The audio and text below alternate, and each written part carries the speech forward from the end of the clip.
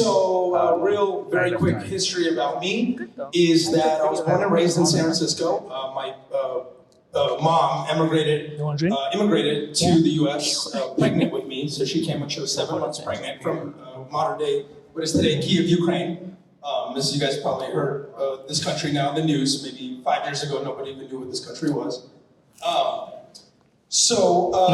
Grew up in San Francisco and was basically a fuck up in high school for the most part. It's gonna be my one swear word. I give myself one today. But if I'm not on stage talking, you know it'll be a lot more than one. When we do our one-on-one, especially I'm really good in Russian. I speak Russian, so who did I speak to? Igor in Russian. He was laughing. I didn't really do very good in high school, ever, didn't go to school, was probably, if somebody had a vote, most likely to be dead or in jail by 25. If there was a picture, I feel like there's a decent chance that I would have been there.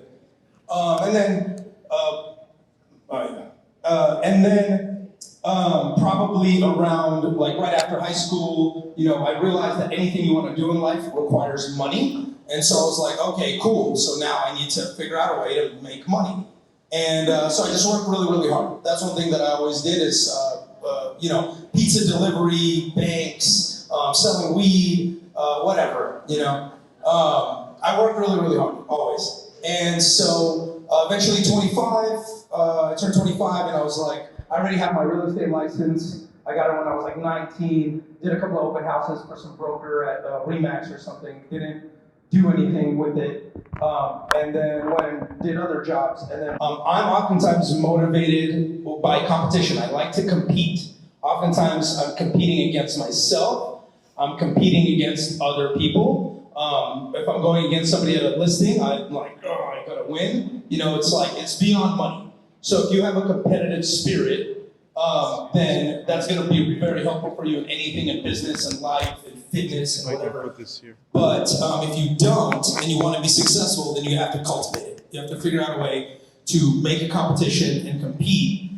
Because I think generally one of my biggest motivators is proving to myself and to other people around me, family, friends, old teachers, everybody that, I am able to achieve whatever I want to achieve. I'm lucky enough, I was born in the lottery for one of me that came pregnant mom came pregnant to America, born in San Francisco, from Ukraine. There's 100,000 people who are still there right now. So I already won the lottery by being born here, straight up, already.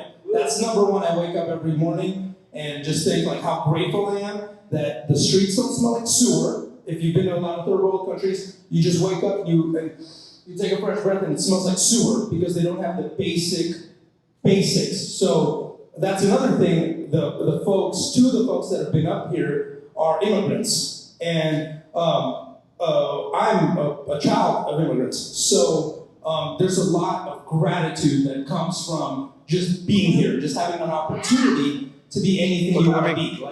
There's no, most people don't have that, right? I have to understand there are no secrets, okay?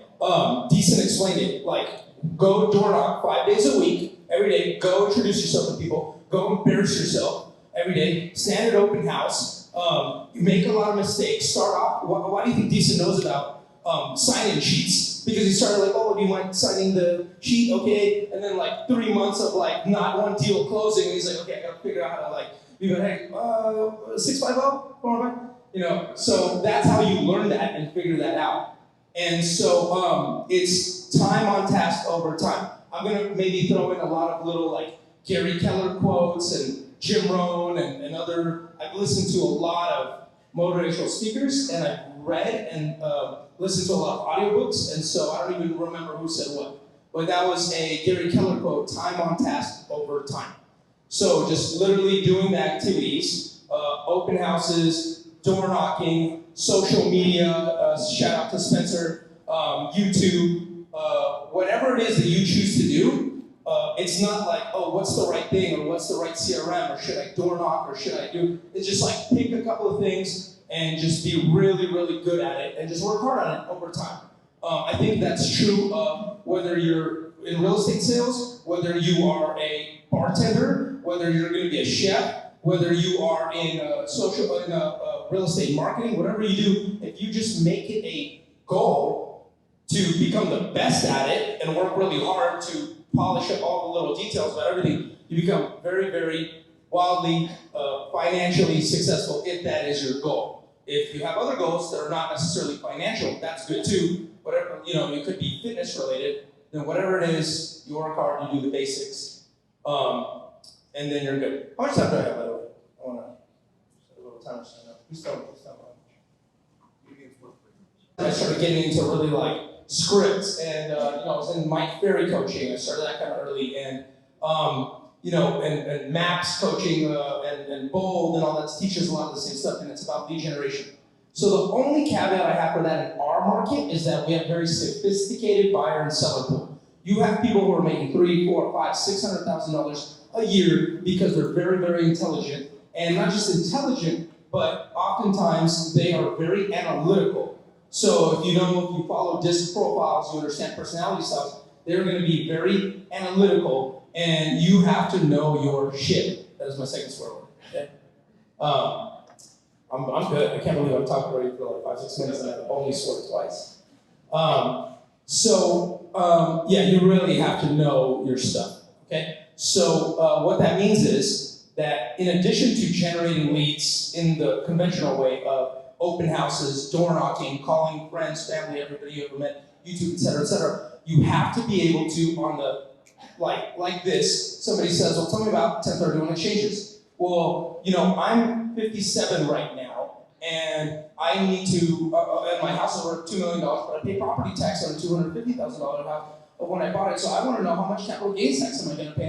And if you just say, well, talk to your CPA, then it's like, yeah, that's fine. Technically, you should be saying talk to your CPA. But you can, you should definitely be saying that. Of course, they need to talk to their CPA for their individual. But you should be able to say, well, yes, but if you sell your property and your husband died 3 years ago, well, so there's going to be a step up in cost basis most likely on that, and that's probably where your CPA will tell you. And then you also have the $250,000 above that. And then also there's Prop 19, which passed, which allowed you 3 times to move to different counties. They got rid of the Prop 6. You need to be able to say that. Like, you need to be able to say it like this quickly, because somebody is like looking at me and like thinking like, wait, like 12 years ago you were smoking blunts and drinking 40s on my doorstep, and now you know all this shit. Okay, I guess I'll decide to sell my house with you. 3. Oh, 3 words. Yeah. I think that's okay on TV. So if it's okay on TV, then you can say it on a stage with realtors. As far as I know, there are no HR departments, and if there were, then I wouldn't be here on stage. 1 minute? I'm good? Okay, cool. So basically, what I will finalize is, like, I can sit here and talk for like 10 hours, but the main thing I want to say is read The Millionaire Real Estate Agent book by Gary Keller. That's like the blueprint. Just read it. Read it like 10 times. Listen to it. I've listened to it over 20 times. And it's just very basic. I don't care if you're not with Keller Williams or you're not in team, or if you're Team EXP or Keller Williams or Side or Compass or whatever. I don't care. Just read the book. It's a good book. 7 Habits of Highly Effective People. The one thing I want to say, I love that book. It's like on the other topic. Read it, religious it, make that your religion, and understand that there's a quadrant, right?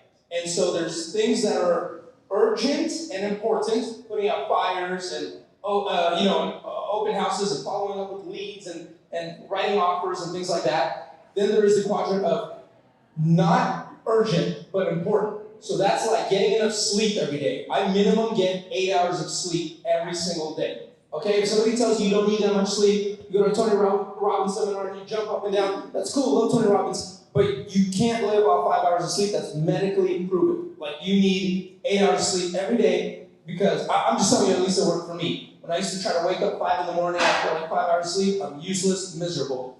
When I have enough sleep, I got energy 4 days. So do focus on what's important and not urgent more than anything else. That's it.